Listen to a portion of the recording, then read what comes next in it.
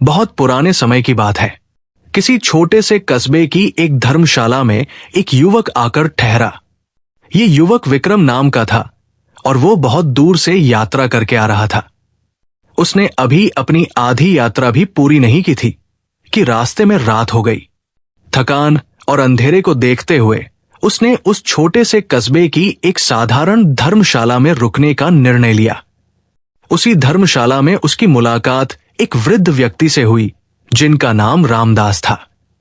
संयोग से रामदास भी उसी गांव की ओर जा रहा था जो विक्रम की मंजिल थी।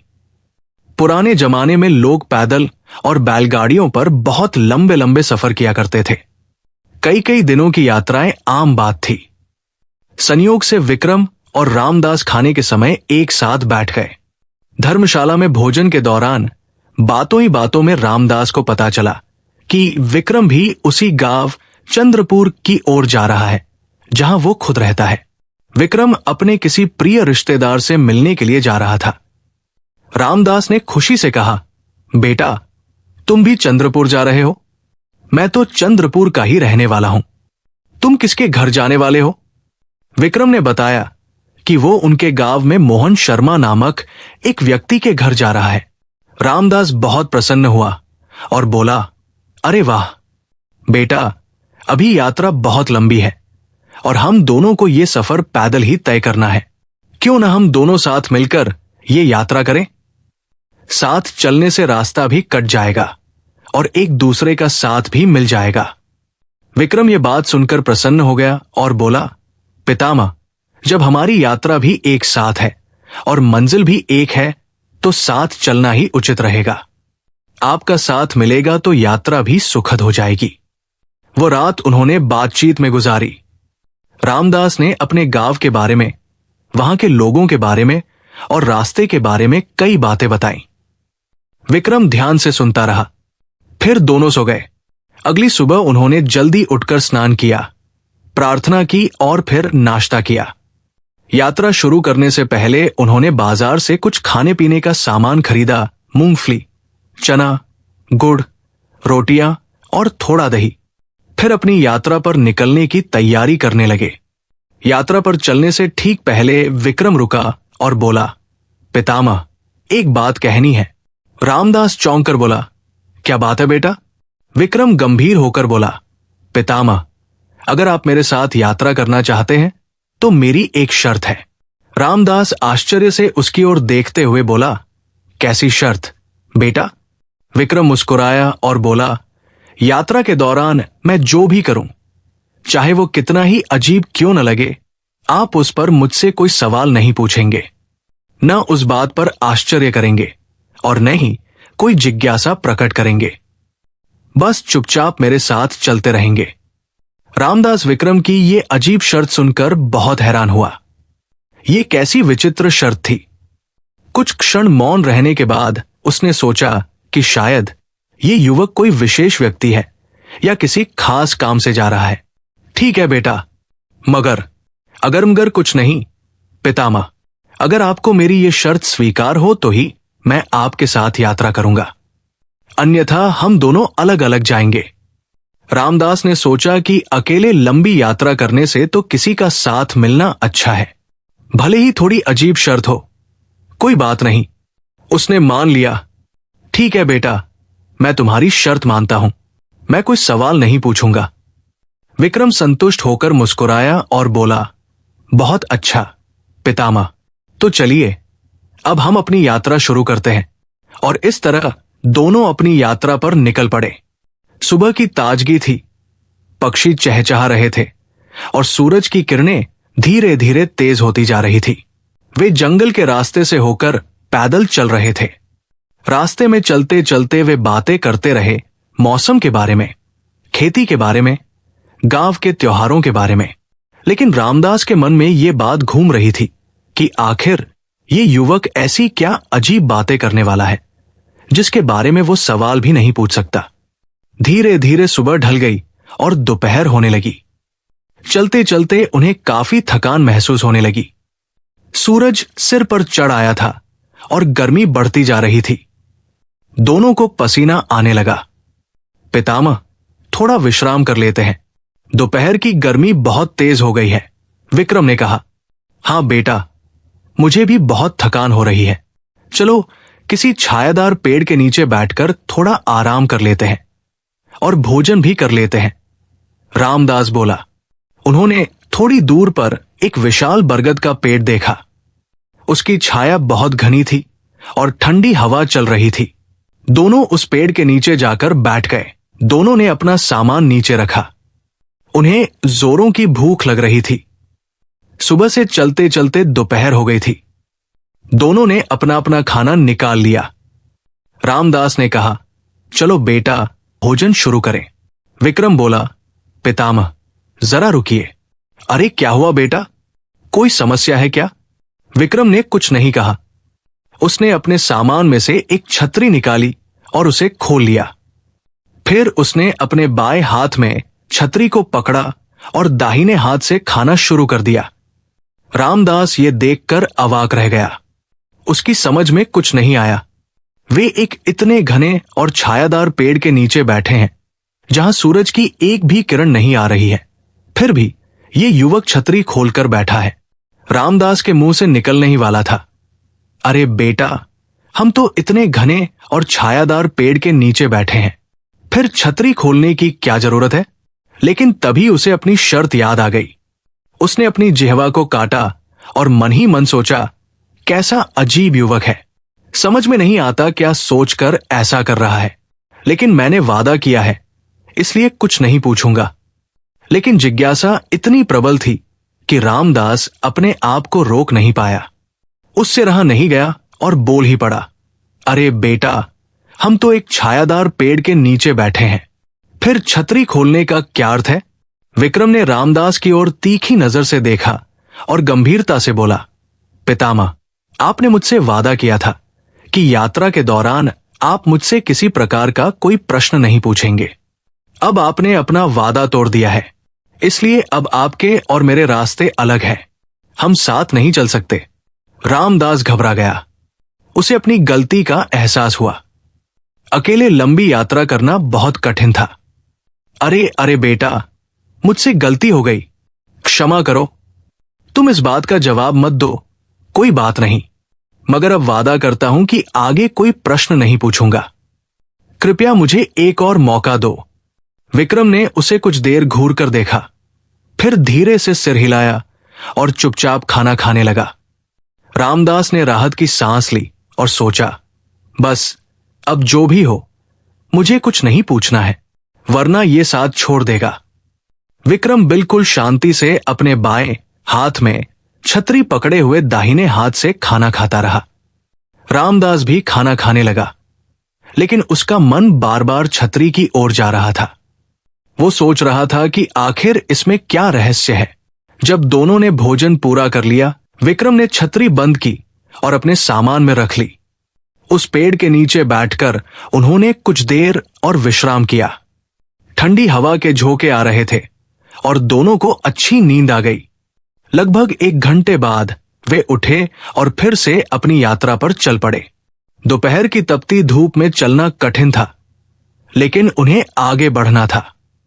पैदल चलते चलते उन्हें शाम होने लगी। सूरज पश्चिम में डूबने लगा और आकाश में लालिमा छा गई। पक्षी अपने घोंसलों की ओर लौटने लगे। धीरे धीरे रात का अंधेरा फैलने लगा। जंगल में रात के समय आगे का रास्ता साफ नजर नहीं आ रहा था। अंधेरे में चलना खतरनाक था। कोई जंगली जानवर, सांप या बिच्छू उन पर हमला कर सकता था। इसलिए उन्होंने वहीं रुककर रात वहीं गुजारने का निर्णय लिया। रामदास बेचारा चलते चलते बुरी तरह थक चुका था। उम्र का असर भी था। वो एक पेड़ के नीचे जाकर बैठ गया और पेड़ के तने के साथ टेक लगा ली। आज बहुत थक गया हूं। बेटा, तुम भी यही इस तने के साथ टेक लगाकर बैठ जाओ। यही थोड़ी देर सो लेते हैं। जब थकान दूर हो जाएगी तो सुबह फिर से यात्रा शुरू कर लेंगे। लेकिन विक्रम ने कहा, नहीं पितामह, ऐसे नहीं। रामदास ने आश्चर्य से उसकी ओर देखा। तो फिर कैसे बेटा? विक्रम बोला, हमें कोई ऐसा पेड़ खोजना होगा जिसकी मजबूत डाली पर हम दोनों आराम से लेट सकें। वो डाली इतनी चौड़ी और मजबूत होनी चाहिए कि हम दोनों का वजन उठा सके। हम पेड़ पर चढ़कर रात बिताएंगे। रामदास बहुत हैरान हुआ। क्या? पेड़ पर? पर क्यों? उसे फिर से अपनी शर्त याद आई और वो चुप हो गया। विक्रम ने रामदास को एक पेड़ के नीचे बिठाया और खुद ऐसे पेड़ की तलाश में निकल गया जिस पर वे दोनों आराम से रात बिता सकें। रामदास बेचारा मन ही मन परेशान हो रहा था और सोच रहा था, कैसा अजीब युवक है। क्या हम बंदर हैं जो पेड़ पर चढ़कर सोएं? नीचे जमीन पर सोना कितना आसान है, लेकिन खामोश रहना होगा, वरना ये साथ छोड़ देगा। विक्रम इधर उधर काफी देर तक घूमता रहा। अंधेरे में पेड़ ढूंढना आसान नहीं था।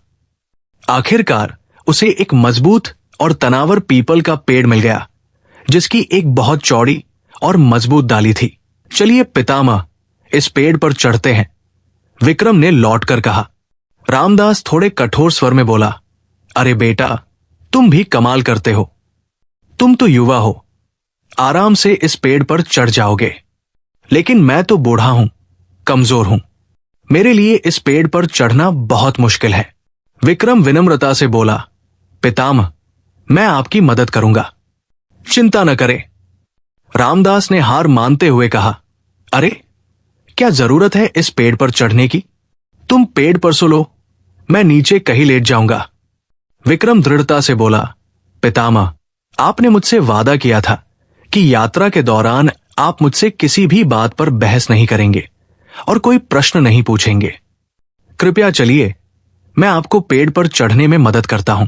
रामदास समझ गया कि ये युवक बहुत जिद्दी है और अपनी बात पर अड़ा रहेगा। लाचार होकर वो मान गया। विक्रम ने सहारा देकर धीरे धीरे रामदास को उस पीपल के पेड़ पर चढ़ा दिया। जो डाली उसने चुनी थी वो सचमुच काफी चौड़ी और मजबूत थी। रामदास मन ही मन गुस्सा हो रहा था, लेकिन चुप रहा। विक्रम ने रामदास को पेड़ पर चढ़ाने के बाद खुद भी उसी पेड़ पर चढ़ गया। दोनों उस चौड़ी डाली पर तने के साथ टेक लगाकर बैठ गए। रात धीरे धीरे गुजर रही थी। जंगल में तरह तरह की आवाजें आ रही थी। झींगुरों की आवाज, दूर कहीं किसी जानवर की दहाड़, पत्तों की सरसराहट। रामदास तो जल्दी ही थकान से सो गया, लेकिन विक्रम सतर्क होकर सो रहा था। थोड़ी सी आहट पर भी उसकी आंख खुल जाती। एक बार उसने पेड़ से नीचे झांक कर भी देखा। इस तरह वो कभी सोता और कभी जाग जाता, पहरा देते हुए। धीरे धीरे रात गुजर गई। सुबह का उजाला हुआ। पक्षियों की चहचहाट शुरू हो गई। विक्रम पूरी तरह जाग गया और फिर उसने रामदास को भी धीरे से जगाया। पितामह, उठिए, सुबह हो गई है, हमें अब आगे बढ़ना चाहिए। रामदास ने आंखें खोली। एक क्षण के लिए उसे लगा कि वो पेड़ पर कैसे पहुंच गया। फिर उसे सब याद आया। विक्रम ने पहले खुद पेड़ से उतरकर रामदास को सावधानी से नीचे उतारने में मदद की। नीचे बैठकर उन्होंने पिछले दिन की बची हुई रोटी और गुड़ खाया, थोड़ा पानी पिया और फिर आगे की यात्रा के लिए तैयार हो गए। चलिए पितामह, अब हमारी मंजिल ज्यादा दूर नहीं है, विक्रम ने कहा। हां बेटा, चलो, रामदास ने कहा, मन में सोचते हुए कि आखिर आज और क्या अजीब होने वाला है। दोनों फिर से अपनी यात्रा पर चल पड़े। सुबह की ताजगी थी और ठंडी हवा चल रही थी। सुबह की ताजगी में दोनों अपनी यात्रा जारी रखते हुए आगे बढ़ रहे थे। रामदास अब पूरी तरह सतर्क हो चुका था। वो मन ही मन सोच रहा था कि अब कोई भी अजीब बात हो, वो कुछ नहीं पूछेगा। करीब 2 घंटे चलने के बाद उन्हें सामने एक नदी दिखाई दी। ये एक मध्यम आकार की नदी थी जिसका पानी साफ और चमकीला था। सुबह की धूप में पानी चांदी की तरह चमक रहा था। पितामह, अब हमें इस नदी को पार करना होगा, विक्रम ने कहा। हां बेटा, लेकिन पुल तो कहीं दिखाई नहीं दे रहा, रामदास ने चिंतित स्वर में कहा। विक्रम ने नदी के किनारे किनारे चलना शुरू किया। वो ऐसी जगह खोज रहा था जहां नदी का पानी कम गहरा हो और वे आसानी से पैदल ही उसे पार कर सकें। थोड़ी दूर चलने के बाद उसे वो स्थान मिल गया जहां नदी अपेक्षाकृत उथली थी। चलिए पितामह, यहां से हम नदी पार कर सकते हैं। यहां पानी घुटनों तक ही है और पुल भी नहीं है, इसलिए हमें पैदल ही नदी पार करनी होगी। विक्रम ने कहा। ठीक है बेटा, चलो, मैं तैयार हूं, रामदास ने कहा। विक्रम जल्दी से आगे बढ़ा। रामदास ने अपने पुराने जूते उतारे और उन्हें अपनी बगल में दबा लिया। उसने अपनी धोती को थोड़ा ऊपर किया ताकि वो भीगे नहीं। लेकिन विक्रम ने क्या किया? उसने अपने नए सुंदर चमड़े के जूते उतारे ही नहीं। वो अपने नए जूतों सहित ही सीधे पानी में उतर गया। रामदास ये देखकर अवाक रह गया। उसके मुंह से निकलने ही वाला था, अरे बेटा, ये क्या कर रहे हो? नए जूते पानी में खराब हो जाएंगे। लेकिन तुरंत उसे अपनी शर्त याद आई। उसने अपना मुंह बंद रखा। मन ही मन बुदबुदाया, कैसा मूर्ख युवक है, इतने सुंदर नए जूते पानी में भिगोकर बर्बाद कर देगा। लेकिन मैं कुछ नहीं कह सकता, बस चुप रहना है। रामदास अपने जूते बगल में दबाए नंगे पैर सावधानी से पानी में चल रहा था। पत्थर और कंकर उसके पैरों में चुभ रहे थे। वही विक्रम आराम से अपने जूते पहने हुए पानी में चल रहा था। नदी पार करने में उन्हें लगभग 10 मिनट लगे। जब वे दूसरे किनारे पर पहुंचे तो रामदास ने फौरन अपने जूते निकाले, उन्हें अच्छी तरह साफ किया और पैरों में पहन लिए। उसने विक्रम के भीगे हुए जूतों की ओर व्यंग्यात्मक दृष्टि से देखा। पानी उसके जूतों से टपक रहा था, लेकिन विक्रम को इसकी जरा भी परवाह नहीं थी। वो आगे ही आगे बढ़ता जा रहा था, जैसे कुछ हुआ ही नहीं। रामदास मन ही मन सोच रहा था, अब ये भीगे जूते पहनकर चलेगा तो पैरों में छाले पड़ जाएंगे। लेकिन मैं क्या करूं? मुझे तो कुछ कहना नहीं है। चलते चलते वे अपनी मंजिल के और करीब पहुंचते जा रहे थे। दोपहर का समय होने लगा था। सूरज फिर से तेज हो गया था और उन्हें भूख भी सताने लगी थी। लेकिन विक्रम रुकने का नाम नहीं ले रहा था। पितामह, जरा तेज चलिए, हमारी यात्रा समाप्त होने वाली है, अब बस थोड़ी ही दूर है, विक्रम ने उत्साह से कहा। रामदास भूखा और थका हुआ था, लेकिन उसने कुछ नहीं कहा और तेज चलने की कोशिश की। लगभग 1 घंटे बाद उन्हें दूर से एक गांव दिखाई देने लगा। घरों की छतें, खेत। देखिए पितामह, वो रहा चंद्रपुर। हम पहुंच गए, विक्रम ने खुशी से कहा। रामदास को भी राहत मिली। आखिरकार ये अजीब यात्रा समाप्त होने वाली थी।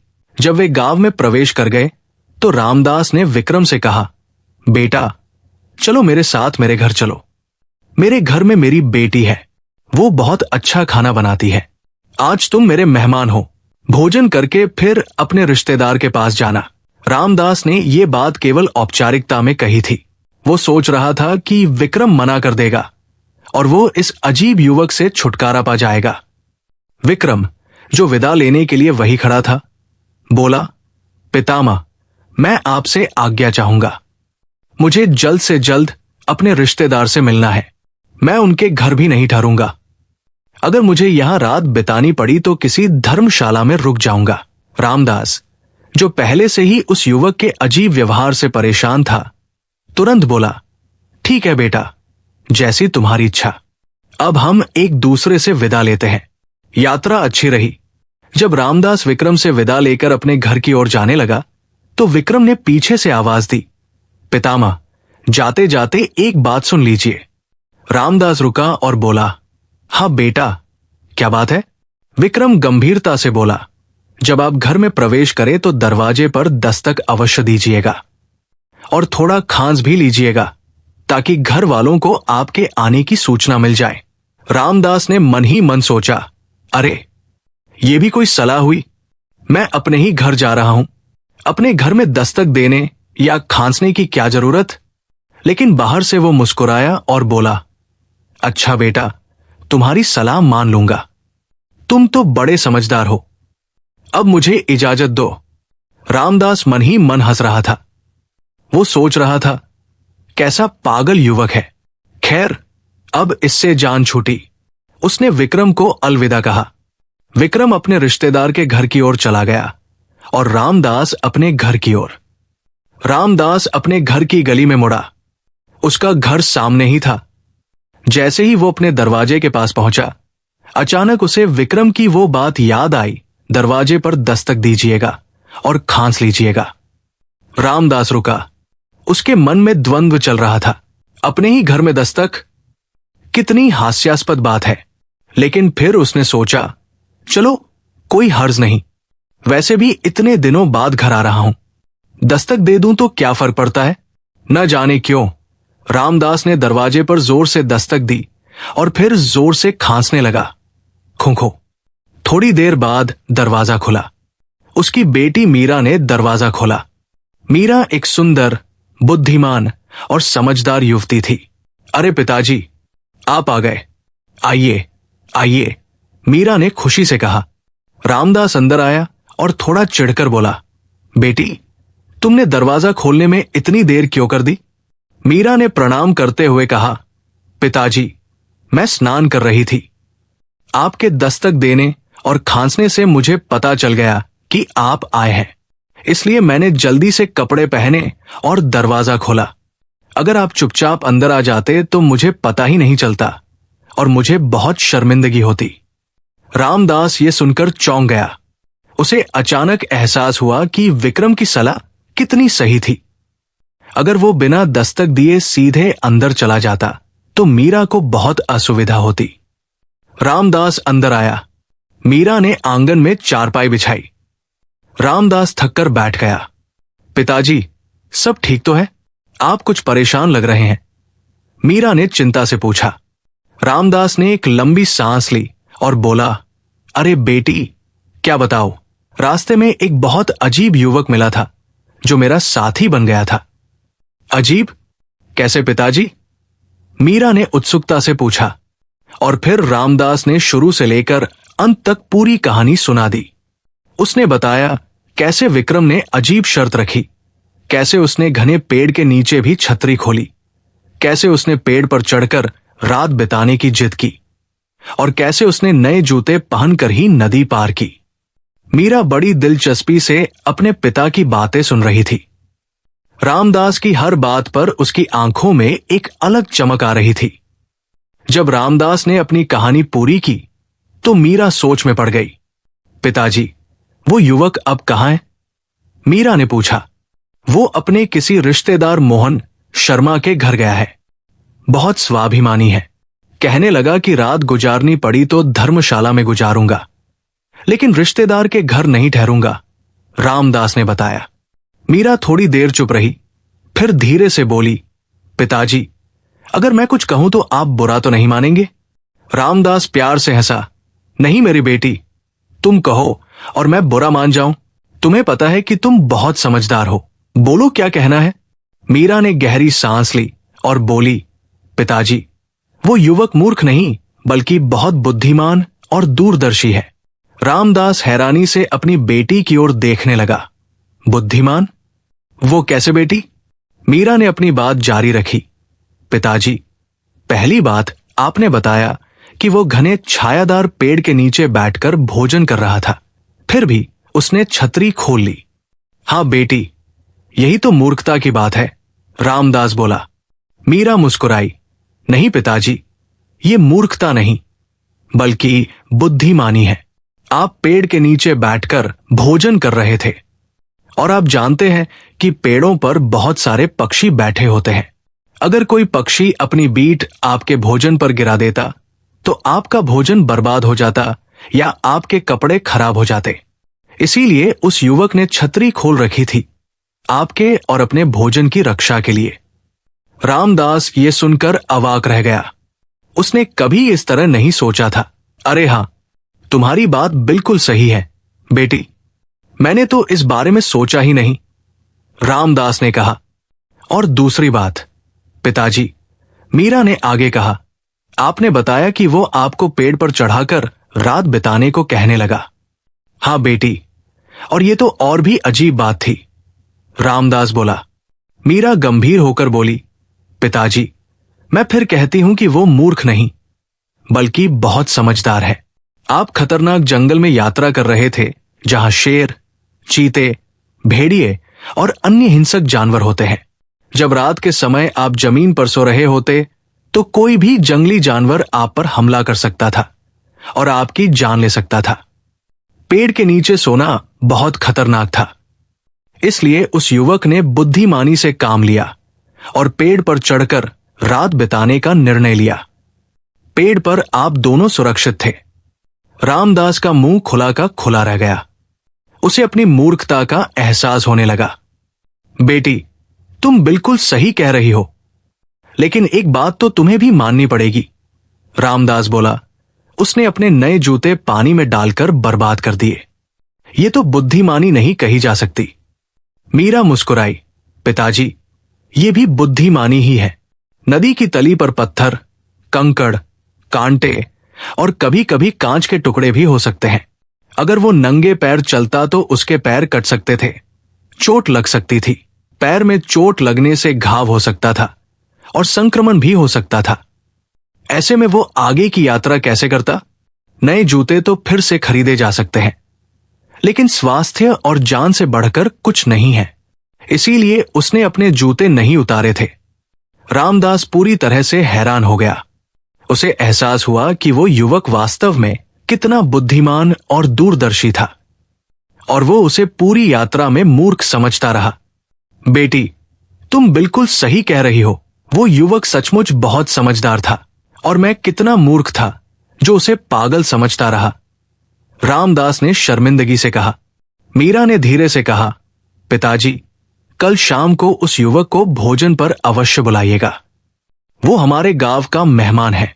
रामदास, जो पहले से ही अपनी बेटी की बुद्धिमानी का प्रशंसक था, मुस्कुराया और बोला, जरूर बेटी, मैं कल सुबह धर्मशाला जाऊंगा और उसे कल शाम के भोजन पर अवश्य बुलाऊंगा। मीरा खुश हो गई। वो उस बुद्धिमान युवक से मिलना चाहती थी जिसकी इतनी तारीफ सुन रही थी, अप्रत्यक्ष रूप से अपने पिता की शिकायतों के माध्यम से। अगली सुबह सूरज की पहली किरणों के साथ ही रामदास उठ गया और फिर धर्मशाला की ओर चल पड़ा। उसके मन में विक्रम से मिलने की उत्सुकता थी। अब वो उस युवक को एक नई दृष्टि से देखना चाहता था। चंद्रपुर गांव में केवल एक ही पुरानी धर्मशाला थी। रामदास को विक्रम को खोजने में कोई कठिनाई नहीं हुई। विक्रम अपने रिश्तेदार के घर जाने की तैयारी कर रहा था।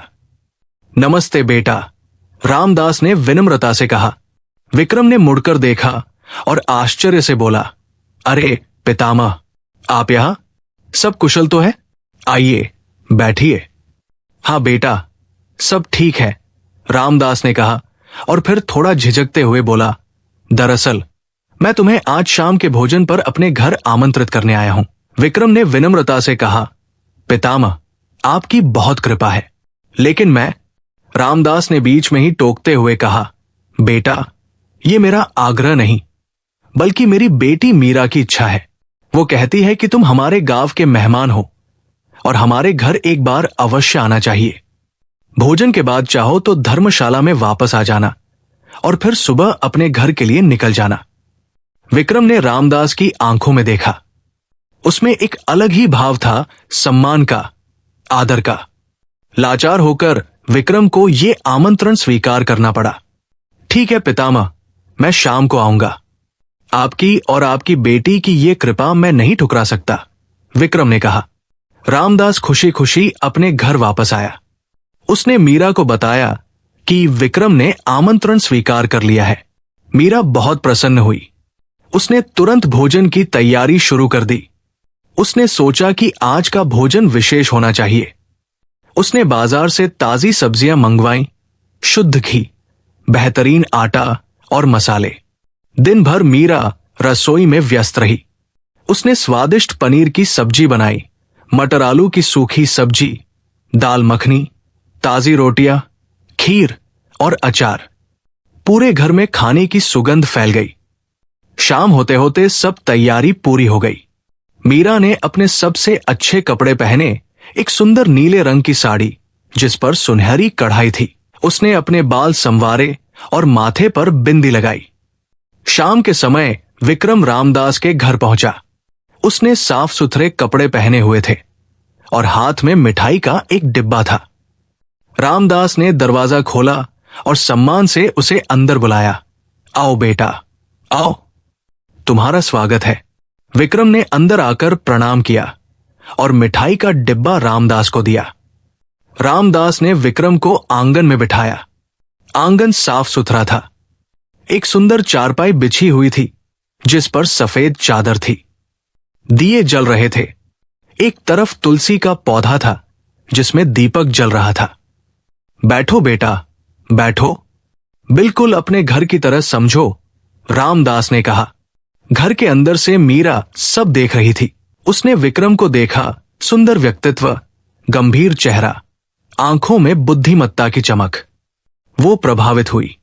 रामदास और विक्रम विभिन्न विषयों पर बातें करने लगे। खेती के बारे में, मौसम के बारे में, यात्रा के बारे में।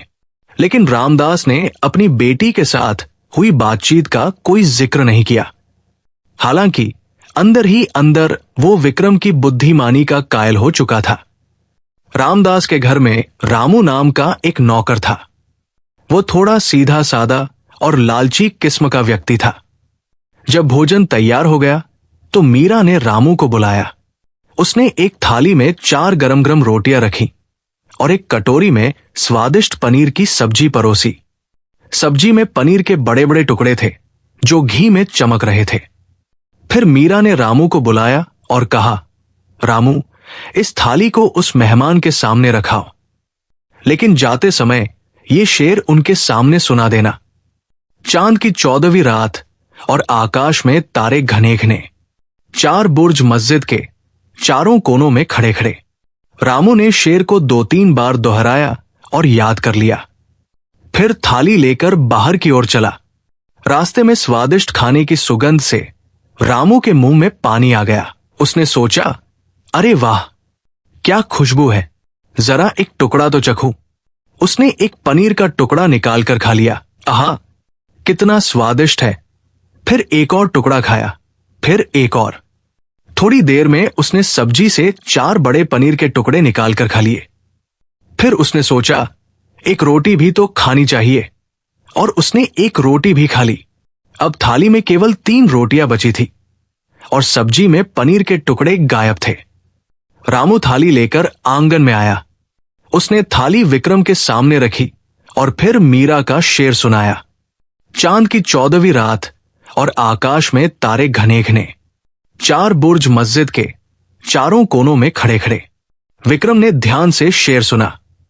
फिर उसने थाली की ओर देखा। उसने रोटियां गिनी, 1, 2, 3। फिर उसने सब्जी को देखा, पनीर के टुकड़े नहीं थे। विक्रम तुरंत समझ गया कि क्या हुआ है। वो मुस्कुराया। उसने रामू से कहा, अपनी मालकिन से जाकर कहना, चांद की 14वीं रात और आकाश में तारा कोई कोई, 4 बुर्ज मस्जिद के और उनमें से एक गिरा हुआ। रामू ने ये शेर याद किया और थोड़ा घबराते हुए वापस रसोई में गया। उसे कुछ आशंका होने लगी थी। मीरा ने पूछा, क्या कहा उन्होंने? रामू ने डरते डरते शेर सुनाया। चांद की 14वीं रात और आकाश में तारा कोई कोई, 4 बुर्ज मस्जिद के और उनमें से एक गिरा हुआ। मीरा, जो बहुत बुद्धिमान थी, तुरंत सब समझ गई। उसकी आंखों में गुस्सा आ गया। रामू, सच सच बता, तूने सब्जी में से पनीर के टुकड़े निकालकर खाए हैं ना? और एक रोटी भी खा गया है, मीरा ने कड़े स्वर में कहा। रामू का चेहरा पीला पड़ गया। वो थरथर कांपने लगा। ममाल मालकिन, मुझे माफ कर दीजिए, रामू ने घबराते हुए कहा। तूने कितनी बेईमानी की। मेहमान के लिए बनाया गया खाना चुरा लिया, और मुझे कैसे पता चला, ये सोच रहा है ना? मीरा ने कहा। रामू सिर झुकाए खड़ा रहा। मीरा ने समझाया, मैंने शेर के माध्यम से उन्हें संदेश भेजा था कि 4 रोटियां हैं और सब्जी पनीर के टुकड़ों, तारों से भरी है, लेकिन उन्होंने जवाब में बताया कि एक रोटी, बुर्ज कम है और पनीर के टुकड़े, तारे भी गायब है। बस इसी से मुझे तेरी चोरी का पता चल गया। रामू हैरानी से देख रहा था। उसे विश्वास नहीं हो रहा था कि शेर के माध्यम से ऐसा संदेश कैसे भेजा जा सकता है। अब जा, जल्दी से 4 नई रोटियां बना और पनीर की नई सब्जी भी। और तेरी इस बेईमानी की सजा के तौर पर तुझे नौकरी से निकाला जाता है। कल सुबह ये घर छोड़ देना, मीरा ने सख्ती से कहा। रामू रोने लगा। मालकिन, माफ कर दीजिए, मुझसे गलती हो गई। लेकिन मीरा अपने निर्णय पर अड़िग रही। उसने रामू से जल्दी से नया भोजन तैयार करवाया। इस बार मीरा ने खुद थाली विक्रम के सामने रखी, पर्दे के पीछे से हाथ बढ़ाकर। रामदास बाहर बैठा था। विक्रम ने भोजन देखा। इस बार 4 रोटियां थी और सब्जी पनीर से भरी थी। वो मुस्कुराया। विक्रम ने स्वादिष्ट भोजन किया। हर चीज बेहतरीन बनी थी। खाने के बाद उसने खीर भी खाई, जो अमृत जैसी मीठी थी। भोजन के बाद विक्रम ने हाथ धोए और फिर रामदास से बात करने लगा। लेकिन उसके मन में मीरा की छवि बस गई थी। कितनी बुद्धिमान है। शेर के माध्यम से संदेश भेजना और समझना ये साधारण बात नहीं थी। थोड़ी देर बाद विक्रम विदा लेने लगा। बहुत बहुत धन्यवाद पितामह। आपकी और आपकी बेटी की अतिथि सत्कार अविस्मरणीय रहेगी। विक्रम ने कहा। अरे बेटा, ये तो हमारा सौभाग्य है, रामदास ने कहा। विक्रम धर्मशाला की ओर चला गया। रात को जब रामदास ने भोजन किया, तब मीरा ने उसे रामू वाली पूरी घटना सुनाई। रामदास हंसते हंसते लोटपोट हो गया। वाह बेटी, तुमने तो कमाल कर दिया। शेर के माध्यम से संदेश भेजना, और वो युवक भी कितना तेज है कि तुरंत समझ गया। फिर गंभीर होकर बोला, बेटी, सच कहूं तो जितना तुम समझदार हो, उतना ही वो युवक भी बुद्धिमान है। तुम दोनों एक जैसे हो। मीरा ने शर्म से सिर झुका लिया। रामदास कुछ देर चुप रहा, फिर बोला, बेटी, मेरे विचार से तुम्हारे लिए उससे बेहतर और समझदार वर्ग कोई नहीं हो सकता। अगर तुम्हें कोई आपत्ति न हो तो क्या मैं उस युवक से बात करूं? मीरा का चेहरा शर्म से लाल हो गया। उसने धीरे से कहा, जैसी आपकी इच्छा पिताजी। रामदास प्रसन्न हो गया। बहुत अच्छा बेटी। वो युवक कल सुबह यहां से जाने वाला है। मुझे उससे आज रात ही बात कर लेनी चाहिए। रामदास तुरंत उठा और धर्मशाला की ओर चल पड़ा। रात का समय था, लेकिन बात महत्वपूर्ण थी। धर्मशाला में विक्रम अपना सामान बांध रहा था। कल सुबह जल्दी निकलना था। बेटा विक्रम, रामदास ने आवाज दी। विक्रम चौंका। पितामह, आप इस समय? सब ठीक तो है? हाँ बेटा, सब ठीक है। बस तुमसे कुछ महत्वपूर्ण बात करनी थी, रामदास ने कहा। दोनों बैठ गए। रामदास ने गहरी सांस ली और कहा, बेटा, मैं सीधे मुद्दे पर आता हूं। मेरी एक ही बेटी है मीरा। मेरे पास जो कुछ भी है वो सब उसी का है। तुम्हारी शालीनता, बुद्धिमानी, दूरदर्शिता और चरित्र से मैं बहुत प्रभावित हूं। अगर तुम बुरा न मानो तो मैं अपने दिल की बात कहना चाहता हूं। विक्रम ध्यान से सुन रहा था। रामदास ने आगे कहा, मैं तुम्हें अपना दामाद बनाना चाहता हूं। मीरा से तुम्हारा विवाह करना चाहता हूं। अगर तुम्हें यह प्रस्ताव स्वीकार हो तो अपने माता पिता को लेकर आ जाओ। हम सब बात करेंगे। विक्रम इस अचानक प्रस्ताव से हैरान रह गया, लेकिन वो पहले से ही मीरा की बुद्धिमानी से प्रभावित था। शेर वाली घटना ने उसे बता दिया था कि मीरा असाधारण है। पितामह, विक्रम ने कहा, मैं सम्मानित महसूस कर रहा हूं। आपकी बेटी निश्चित रूप से बहुत बुद्धिमान और गुणवान है। मैं आपका प्रस्ताव स्वीकार करता हूं।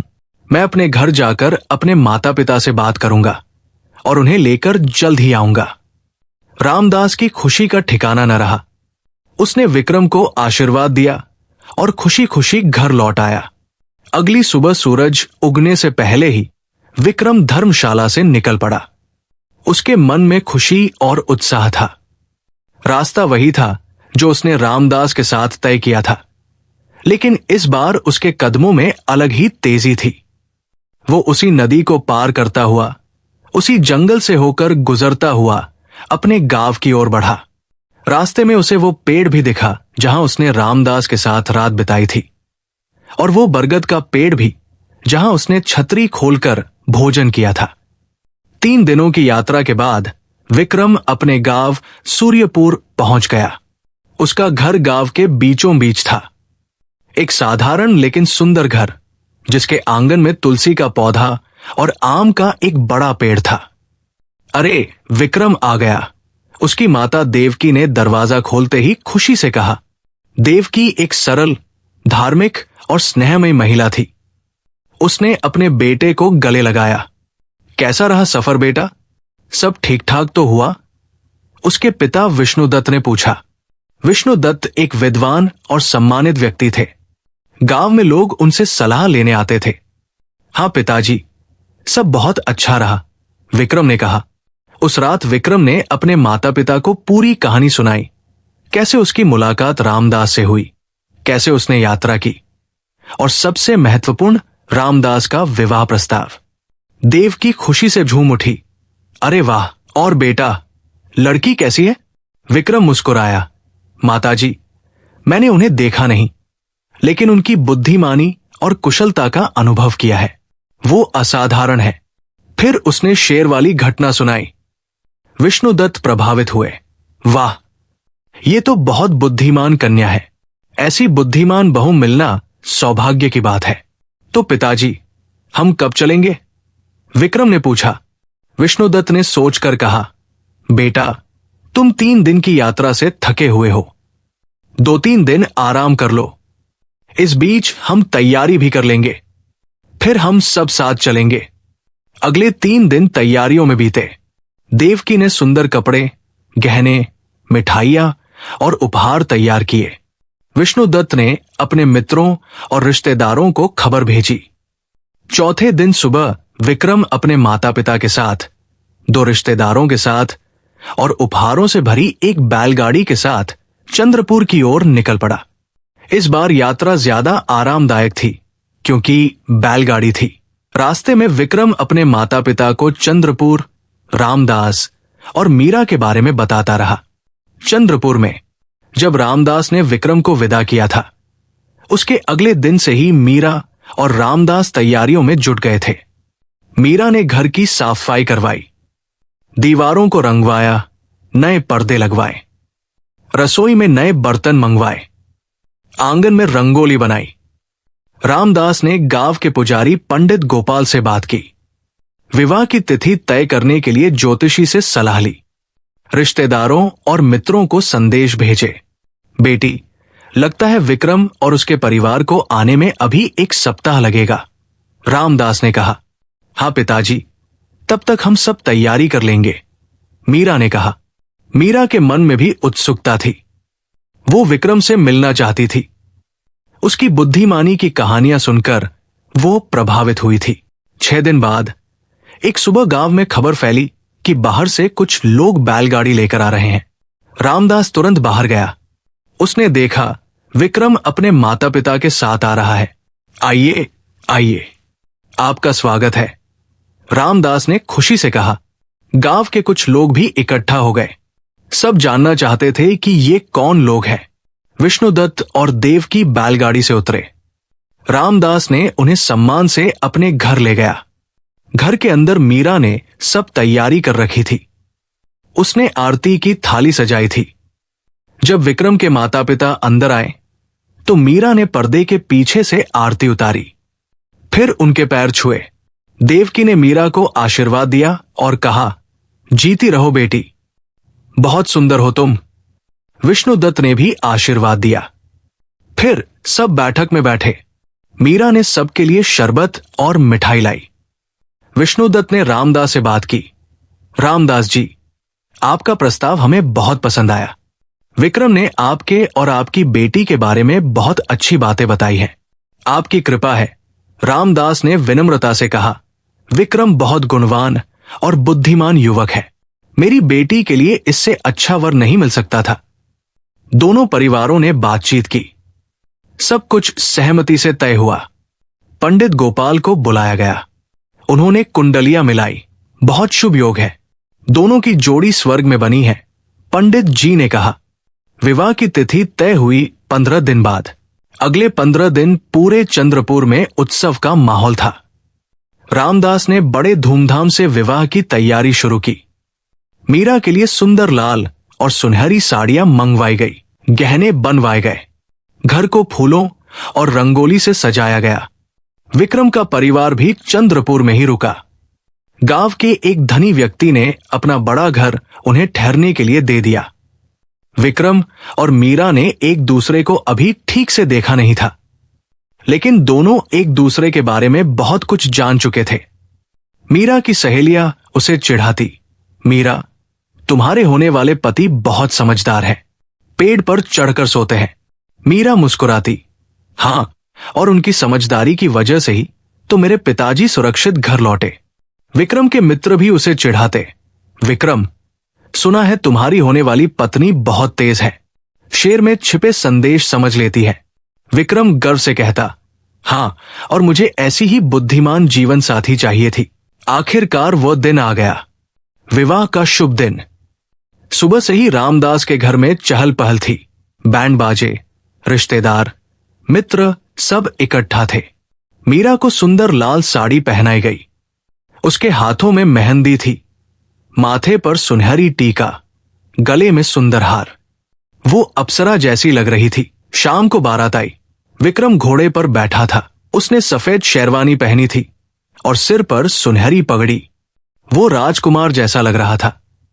बारात का स्वागत हुआ, फूलों की वर्षा हुई, आरती उतारी गई। फिर मंडप में विवाह की रस्में शुरू हुई। पंडित गोपाल ने मंत्रोच्चार किया, अग्नि प्रज्वलित की गई। जब मीरा को मंडप में लाया गया तो विक्रम ने पहली बार उसे ठीक से देखा। मीरा ने भी आंखें उठाकर विक्रम को देखा।